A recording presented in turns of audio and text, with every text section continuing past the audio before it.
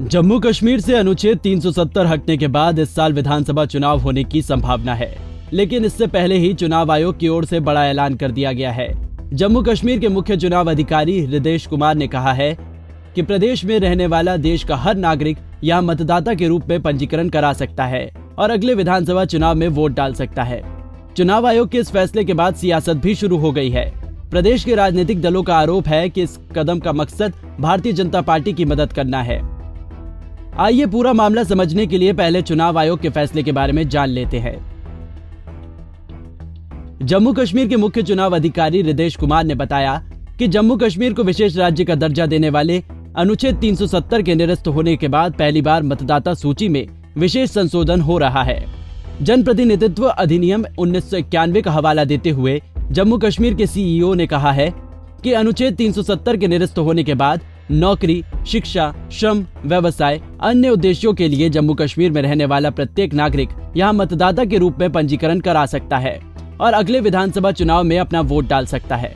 इसके लिए उन्हें निवास प्रमाण पत्र की जरूरत नहीं है। इतना ही नहीं, उन्होंने कहा कि जम्मू कश्मीर में सुरक्षा के लिए तैनात सुरक्षा बलों के जवान भी वोटर लिस्ट में अपना नाम शामिल करा सकते हैं। चुनाव अधिकारी के अनुसार ऐसे में उम्मीद है कि इस बार बड़े पैमाने पर बदलाव होगा।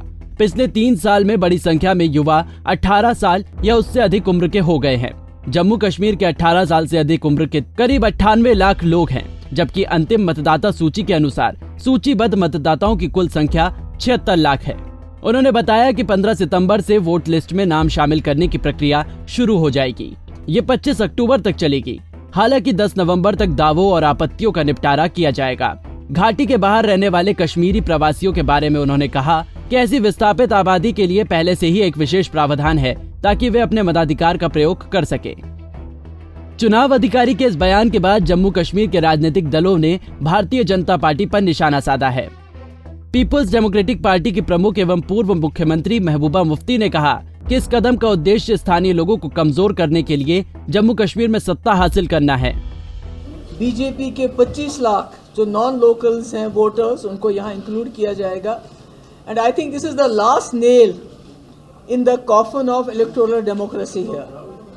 पहले जो इन्होंने रिगिंग करनी थी वो तो आधी रिगिंग कर दी, जिस वक्त डिलिमिटेशन कमीशन यहाँ बनाया और उसमें जितनी जेरी मैंडरिंग होनी थी वो सब कर लिया।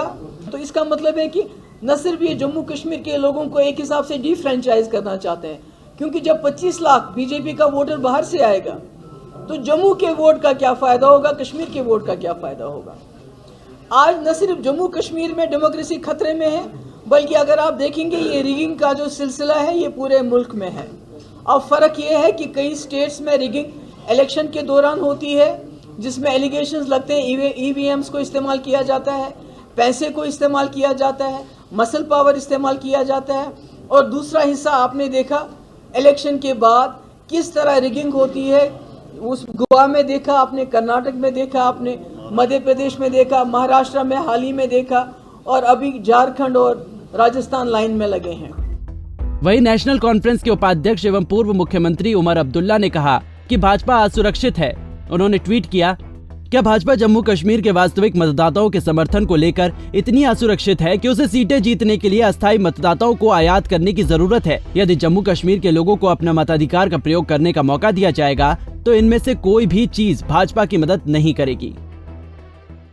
हमसे जुड़े रहने के लिए हमारे YouTube चैनल को सब्सक्राइब करें और नई वीडियो की नोटिफिकेशन के लिए बेल आइकॉन को दबाएं।